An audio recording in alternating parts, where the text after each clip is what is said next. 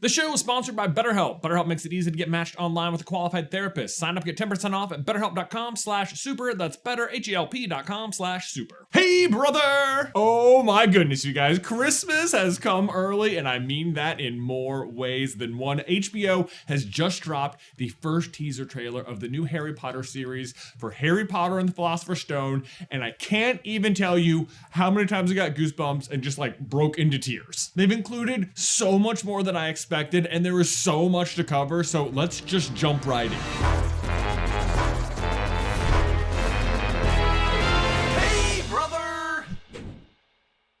Okay, so right away we open on a scene of the Dursleys, and just like in the books, the first character we interact with is Vernon, played by Daniel Rigsby. We see him sitting at the table in a much more 90s looking home than we saw in the movies. As of yet, on the walls, I'm not seeing any pictures of Dudley everywhere, so it's possible this is prior to Dudley being born, or like maybe the morning after they discover Harry is like on their doorstep. But then we also hard cut to Harry, played by Dominic McLaughlin, getting shoved into the cupboard under the stairs, so maybe not. The cupboard looks even smaller and more uncomfortable than before, and looks like it's also just like partially in use by the Dursleys. Like it's not even entirely Harry's space. I mean, what kind of 10-year-old keeps turtle wax on his shelf? You know? But Harry has made his mark under the stairs as well. You can see some of his drawings, including a penguin of all things, and more importantly though, a flying motorbike. What?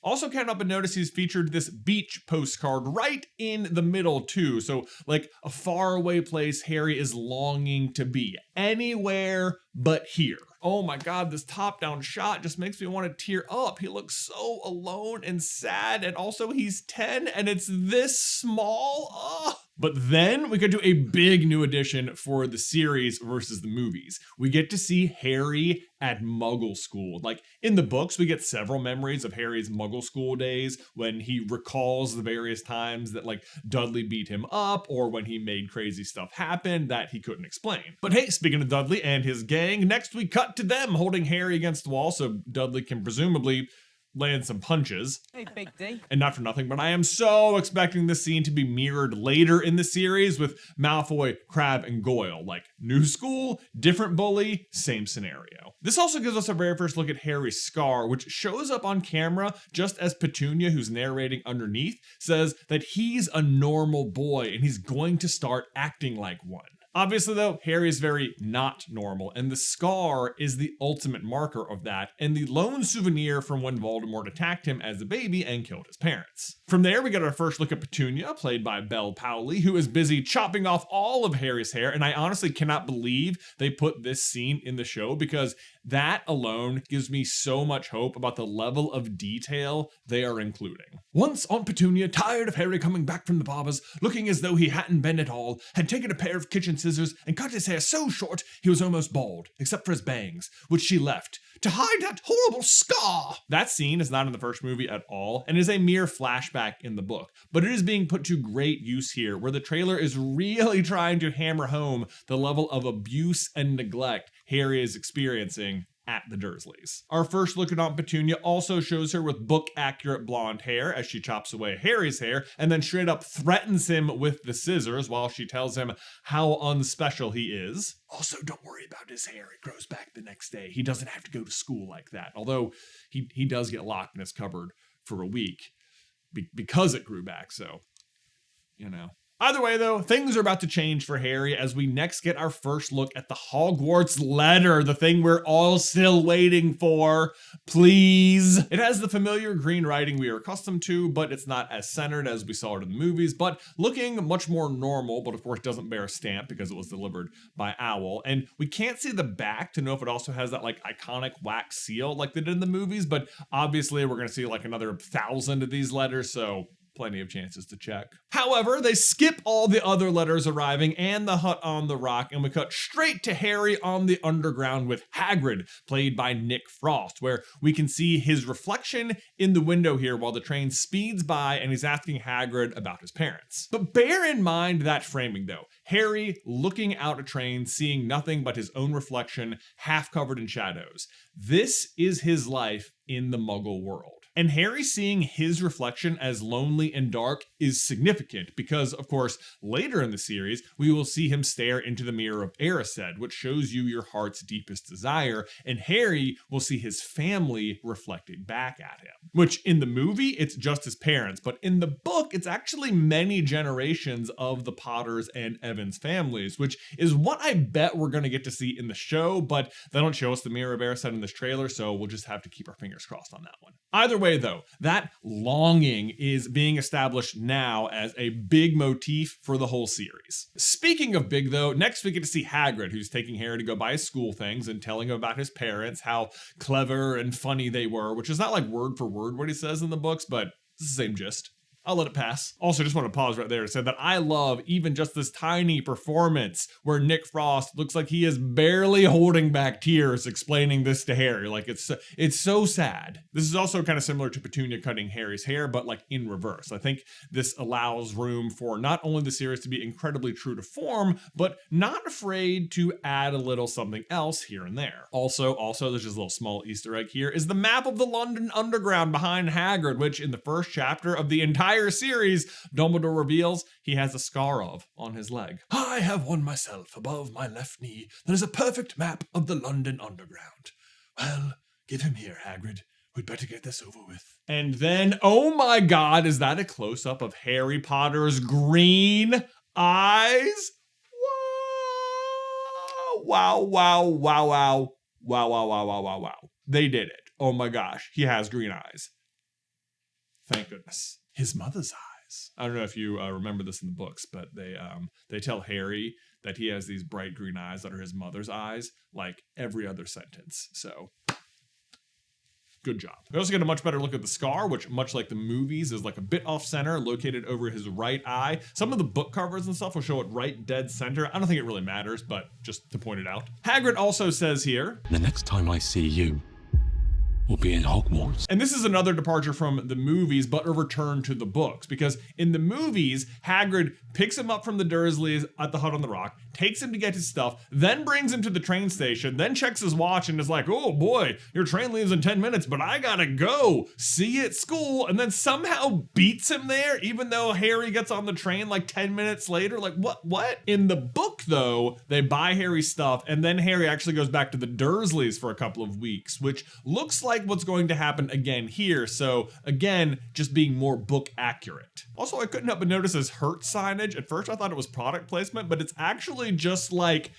era appropriate signage. Because in the early 90s in Britain, car travel was really starting to cut into the tradition of traveling by train. So they kind of went out of their way to include this, but if you wanted to read into it and say like, man, how deep did they go to get this like era appropriate sign throwing a slight dig at rental cars, you could interpret it as like community is being left behind for individuality, like if you wanted to read into it like that much. Next we get Harry like running through the train station, which I'm guessing is either him running at the barrier. I mean, best do it at a bit of a run if you're nervous, right?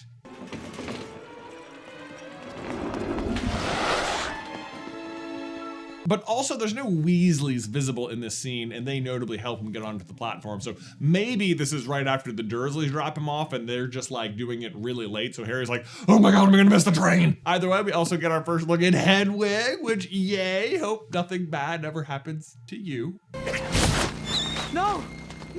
But then guess what? It's Harry looking out a train window again, motif style. This time he's on platform 9 3/4, so he's halfway between the Muggle and Wizarding world. And guess what he sees?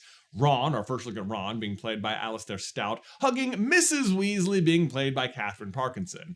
It's what he wants more than anything in the world. And look how carefully this scene is framed. It is very well done, because on the left-hand side, you have Harry alone on his side of the glass, where everything is dark, and he's staring out at a loving family where everything is bright and good. Even like this little artwork on the wall with the 2 arrows subtly suggests that in one direction is the life you had, and in the other direction is the life you're going to get. Like, this is such nice composition. Then we get the reverse angle of the shot, which is just important because it gives us our first look at Ginny, being played by Gracie Cochran. They're gonna get married. Then we get a look at the Hogwarts Express, which looks just as amazing as it did in the movies, although it bears a different number, 5977 versus 5972. And I dare say it's a different locomotive. I was actually really curious on this one to see whether or not they would use a different locomotive, because it's not like they built a train for the movie. They just like used an existing one, but it definitely is a different one. And if there are any train nerds out there, the one they're using is specifically the White Wick Hall.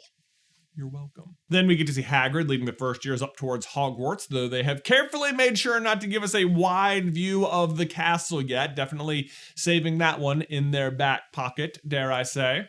Which is also why I imagine they left out the boat ride, because that's sort of like the big reveal, but obviously that's going to be included. Like they're not gonna skip the boat ride. Once we get inside, we get our first look at the entrance hall and Professor McGonagall being played by Janet McTeer. And personally, I think the entrance hall looks so cool and welcoming. I mean, is this a tree here growing inside? I love it. The crowd of students might look big, but I counted and it's about 40 people, which is the right number for Harry's year, which are known as the original 40, which was a list of character names all assigned to different houses that could be pulled from to fill out the population of the school while writing. We can also see the flags for Hufflepuff, Slytherin, and the edge of Gryffindor. Probably Ravenclaw's back there, we just can't see it. But there's also the Welcome to Hogwarts first year sign hung up front and center. It's a nice touch. Our new sorting hat looks black as opposed to brown, but otherwise pretty similar, I have to say. But what's important about the hat is that if they end up using this series as like a reboot to the entire Harry Potter canon, and it's like a foundation upon which to build other stories, like say a Founder series or a Marauder series, then this would actually be Godric Gryffindor's hat. So it's important how they designed this. Now, we don't get to see the sorting, nor do we get to see the Great Hall at all, but next we do get a good look at Harry, Ron, and Hermione post-sorting, all in Gryffindor, which is also our first look at Hermione being played by Arabella Stanton. I like the way the school uniforms look. They are very similar to the movie uniforms, just with like darker gray sweaters. What will be curious is if they keep them in the robes, like all the way through the series, or if they just randomly in year 3 decide that no one even wears robes anymore. We just wear hoodies to school.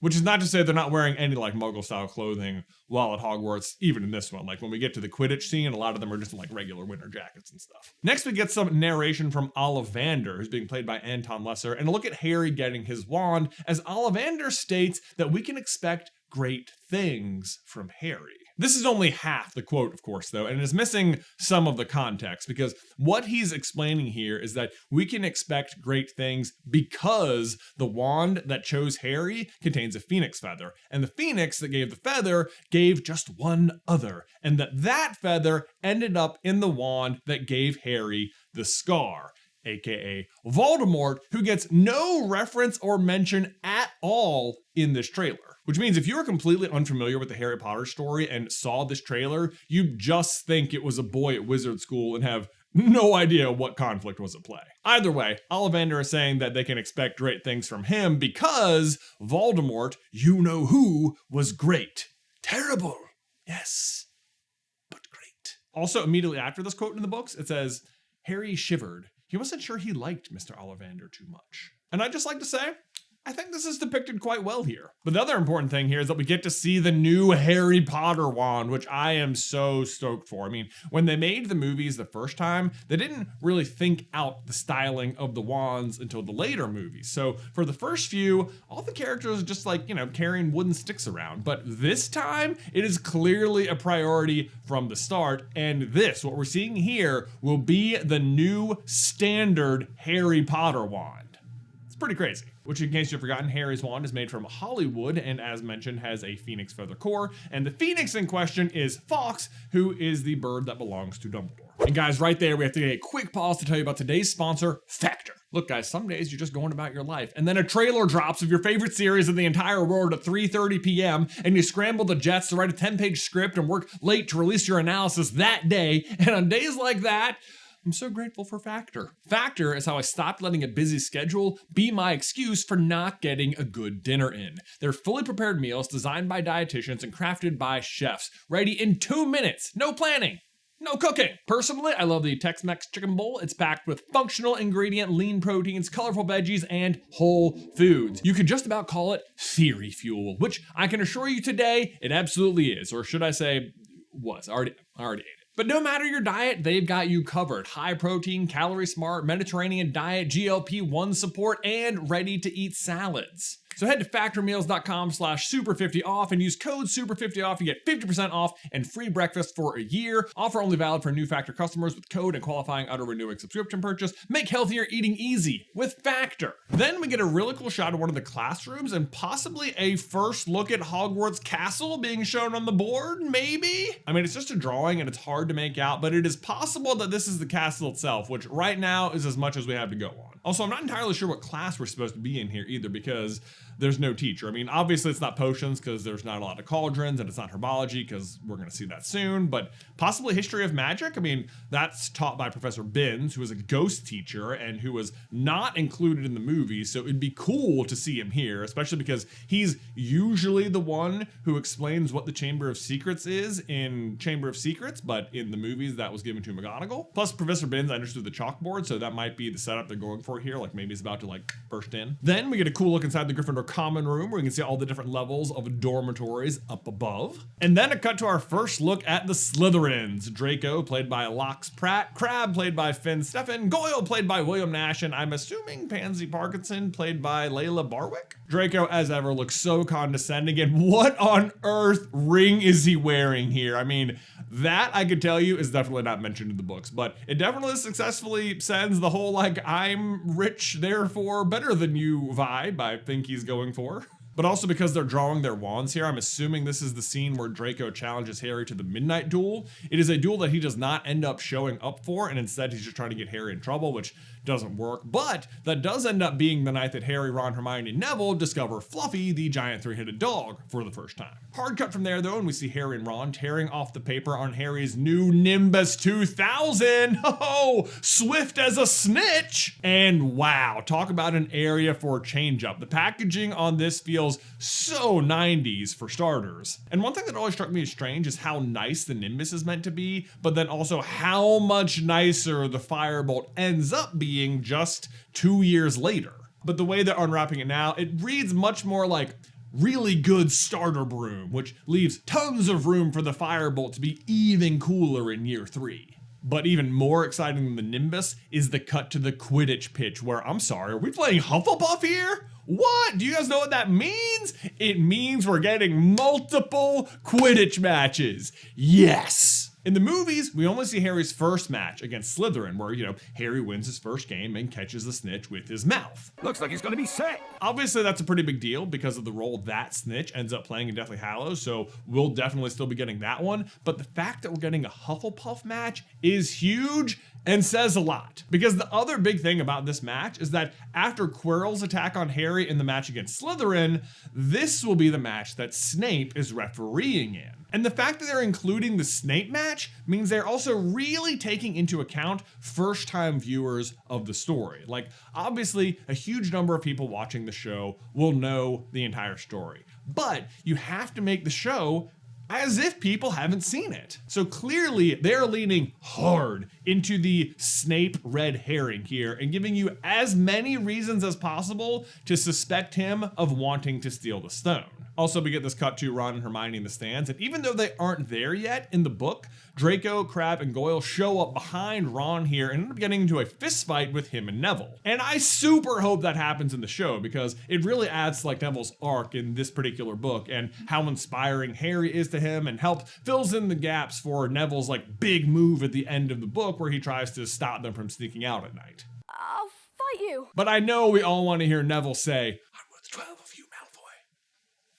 But also, can we just talk about the brooms for a second? Because they have gotten a huge makeover. I mean, for one, they have a more like flat design on the ends rather than the round shape we saw in the movies. And not for nothing, the way we're seeing them here in the show is way more similar to how we see them in the chapter art in the books. But there's still plenty of room for differentiation. Like, Harry's is sleek and aerodynamic, but like, look at the Hufflepuff broom. Like, what is going on here? Is that like a crisscross design? And also, I'm sorry, but how old is this guy? Is he like 30? Or is that just like what 14-year-old Cedric looked like, right? I mean, hope nothing bad ever happens to him. But also, actually, the really important thing here that I'm not skipping over, I know you all thought I missed it. I hope every single one of you noticed this. There are no footrests on the brooms. Yeah! Oh, it is a glorious day. I feel like they listened to Through the Griffin Door. I feel like it. They listened. What a victory. Also, super briefly, you can actually see Snape in the background here about to take the pitch to referee. There he is. From there, we get a gorgeous shot of the Bridgerton tree. The greenhouses for herbology, where we notably see Parvati, Hermione, and Neville, played by Rory Wilmot, in all of his bowl-cut glory. Yes, rock it, Neville. Now, what's interesting here is we don't actually see a herbology lesson in the book for year one. Harry just says that it's taught by a dumpy witch named Professor Sprout, which, I don't know, I'd be okay if they didn't include that line. But a mention of Devil's Snare in this scene would be kind of incredible, because when they encounter it through the trapdoor, Hermione does say, "What did Professor Sprout say? It likes the dark and the damp. So light a fire! Oh, you're a witch or not!" Obviously, long before they go through the trapdoor, though, we have our next scene, which is Ron and Harry running full speed. Now, you might be wondering, when on earth is this? And you can almost blink and miss it here in the trailer, but I think this is when the troll is attacking, because you can see just right here on the edge his foot as he chases them for a few frames. Now, that likely means that the battle to save Hermione will happen outside the bathroom, or he'll chase them into the bathroom or something like that, but it's cool. It means we're keeping the canon intact, but like expanding the scene, which for me, no problem at all. But right from Fighting Control, next we have Harry and Ron having the best time on the train ride to Hogwarts. And I mean, this scene right here is just ripe for a flashback Harry will eventually have in Order of the Phoenix when Voldemort is occupying his mind. Like, this is the sort of thing we can cut back to, and it will like summon all of the love and joy that expels Voldemort from him. And I also just love how exactly 11 years old they seem in this scene. Like, they are just having fun. They're not sitting in their seats in the proper way. They're throwing candy at each other. They're just kids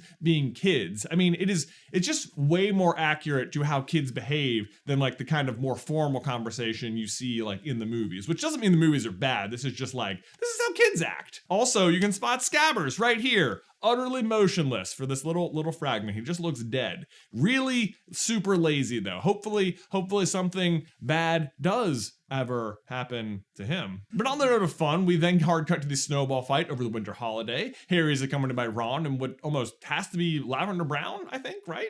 Maybe it's one of those mystery Gryffindor girls we all hear about, you know? We got Hermione, Lavender, Parvati, and those two other girls who get no names. Probably Jill and Brittany. Total besties having an entire adventure on their own. Nothing to do with Harry, Ron, and Hermione. Godspeed, Jill and Brittany. Godspeed. But this is a great scene to include because in the books, this is when Fred and George bewitch Snowballs to hit Quirrell on the back of his turban, which is just like a little Easter egg because you eventually learn that on the back of his turban is Voldemort. Speaking of Quirrell, though, we actually don't see him at all throughout this entire trailer, which feels significant, but a shadowed figure does bypass the frame right here in the snowball fight, so who knows, maybe that could be him. Then, probably the most unexpected scene of the trailer comes next with Hagrid creating a snow angel? First of all, no notes. Second of all, something just tells me that there will be a Nick Frost interview that reveals that he just did this in the snow one day and they filmed it and they just put it in. Then we get a quick look inside the Quidditch locker room as the Gryffindors bring it in before the match, meaning that hopefully we're gonna get to see some patented Oliver Wood speeches. What do you think they say when they bring it in? Is it like, okay, everyone, on three. Win or die trying. That means you, Harry. What? That was perfect delivery. What? Gosh, and then probably my favorite frame of anything we've seen so far is Harry from behind in Quidditch robes walking off the pitch in the snow. Like the Potter, the Seven, I mean, just wow. Also can't help but note that every single person is facing away from Harry except for Malfoy here, who is making a gesture almost certainly at Harry, almost like pretending to cry. Hard to say. He's doing like this, and like in France and Japan, pulling down an eyelid like that can be like a gesture of disdain. So that sounds about right. Or who knows? Maybe Harry just has dirt on his nose, you know? just there. Next up is a scene that takes just one sentence in the book, but is so cozy, I am thrilled they included it. They sat by the hour, eating anything they could spear on a toasting fork. Bread, English muffins, marshmallows, and plotting ways of getting Malfoy expelled, which were fun to talk about, even if they wouldn't work. It's such a nice moment, and what's incredible about how they depicted this scene is that that giant block thing above the fire is the marshmallow, and they're scooping off of it using spoons on the end of sticks. Like, oh, that's what Ron's eating here. Oh, this looks so nice. Especially because one critique we've had about the original Potter films is that Ron's role as best friend doesn't seem nearly as impactful as it does in the book. Ron Weasley, Harry Potter's stupid friend. But like between the train scene and this fireplace scene, I can already feel their friendship bursting through the screen. Like it feels so much realer. Then we get a brief but better shot of Snape being played by Papa Esidu, rocking a Lumos spell, and this is absolutely in the middle of the night when Harry is like out breaking into the restricted section, and you can just barely make out that this is being witnessed through Harry's invisibility cloak. It's like sort of wavering in front of the camera there. And then we cut to maybe the most vexing scene in the entire trailer. It's the money shot of John Lithgow's Dumbledore, who I have to say is barely recognizable in there. But he's wearing a kind of odd hat and holding what looks an awful lot like a tuning fork. This, I can promise you, is not in the book. So we are left big time wondering what he's doing and where he is, but our best guess is that he is below the trapdoor and possibly about to rescue Harry, and the hat he's wearing is because he just got back from the ministry. The fork. He does say at the start of Turn Feast, music, a magic beyond all we do here. So perhaps this is a kind of payoff on that line, like maybe it's him getting past Fluffy, or maybe it's how you destroy the Philosopher's Stone. It's also possible it doesn't work like a Muggle tuning fork, and when he strikes it, it plays like a ton of music or something, who knows? Or maybe that's his marshmallow roasting stick. It is hard to say. Anything feels possible with Dumbledore. And last, but certainly not least, we get this. Are you really Harry Potter? And boy, howdy, the nostalgia is just flowing, gang. I mean, we've got the trio before they're the trio, the dirt on Ron's nose, Hermione bursting at the seams to tell Harry every book she's already read about him, and it's so good, but it's not even over, because then comes the biggest drop of the whole trailer. The reveal that the series isn't coming out next year. Not some vague point in 2027, but this Christmas, 2026. Oh my gosh, I cannot wait. This teaser trailer has already made me feel so good about this series and the direction it's going in, and there is still so much more to see. They still haven't shown us the castle, Fluffy, anything below the trapdoor, Gringotts, Diagon Alley, Norbert, Quirrell, centaurs, unicorns, and most importantly, Voldemort. But I can wait for now, because for now, I'm happy. What did you guys think of the trailer? Please leave all of your thoughts down below. Is there anything we missed? Like, I want to break down every frame of this trailer. Thanks for watching. See you next time. Oh, and the Code of Philosopher's Stone, not Sorcerer's Stone. What? Guys, thanks as always for watching today's video. Don't forget to leave a like on the channel if you haven't already, and subscribe to our future Harry Potter HBO series breakdowns. If you need anything Harry Potter, Super Carlin Brothers is the place to do it. If you didn't know, we actually have an entire podcast dedicated to going chapter by chapter through the series. It's called Through the Gryffindor. You can check it out right here. But otherwise, guys, don't forget, ducks, they go in cups.